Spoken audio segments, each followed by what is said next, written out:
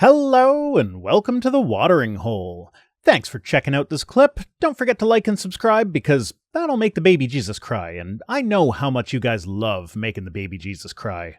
So St. Louis St. Louis Archdiocese chooses anti-LGBTQ bigotry over free school lunch. So basically the lowdown with this is that they get government funding to provide free school lunches to some of their kids.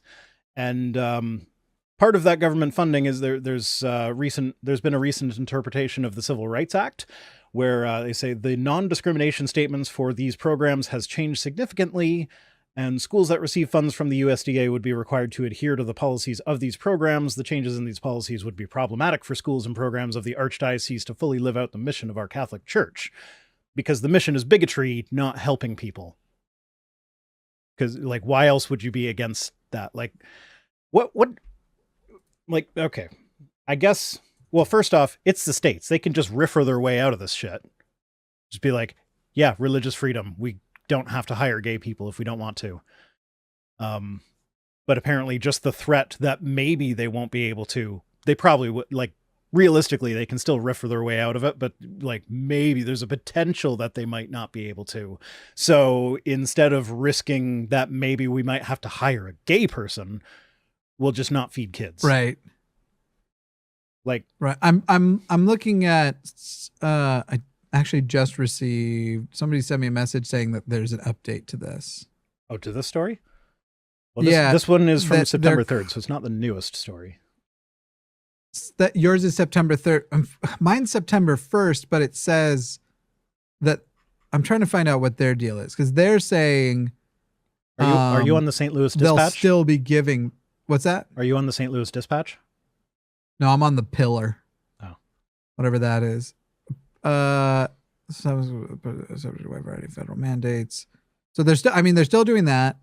Basically the claim of this article is that the students will still get lunch just without the mandate, without the thing. Faithfully carry out the teachings, so blah, blah, blah.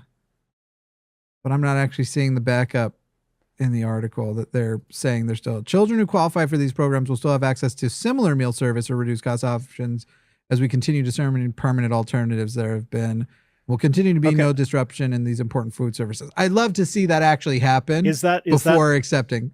Is that the official position of the St. Louis Archdiocese? Because this is the spokesman who was, according to the St. Louis Archdiocese, there are currently around a dozen archdiocesan seasoned children's and high schools that participated. What's the name of this fucking, an official at Missouri Catholic Conference told the Pillar Thursday that the conference was not involved in the policy decision. What's the name of the spokesperson? Give me names.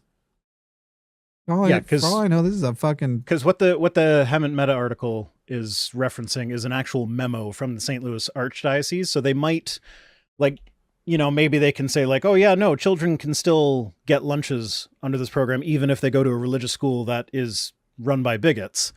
But the St. Louis Archdiocese still issued a memo saying, no, we're not going to take money from this program and not give free school lunches to these kids. So it's like, it's not necessarily that, like, there's no official government policy where they're saying we're not going to give money to you if you don't adhere to this. It's the Archdiocese themselves have interpreted it that way and are saying we're just not going to give free lunches to kids because we're afraid that maybe we'll have to not be bigots sometimes. Yeah, and this one is saying that according to quote unquote the spokesman, that quote that I gave, that they haven't made clear whether or not they would provide it from school budgets or if they have lined up specific donors to ensure that those lunches still exist.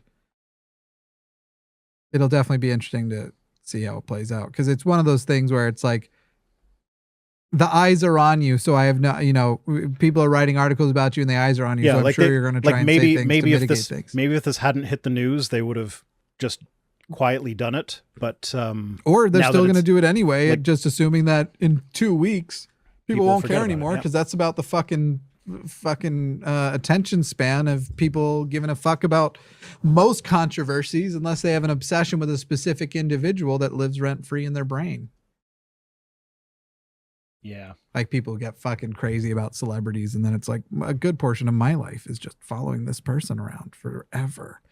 Yeah. I don't understand like the people that get obsessed with like the royal family, especially like, especially Americans. Cause like in Canada, like in theory, the royal family could potentially have an impact on Canadian life because they are technically our monarchy, even though we are like, we are our own country and they can't really do anything. It's like, it's the figurehead thing, but like Americans get obsessive over like who Prince Harry is dating or who Prince William is dating, like the personal lives of the British royalty. It's like, didn't you guys fight a war to get away from the British royalty? Yep.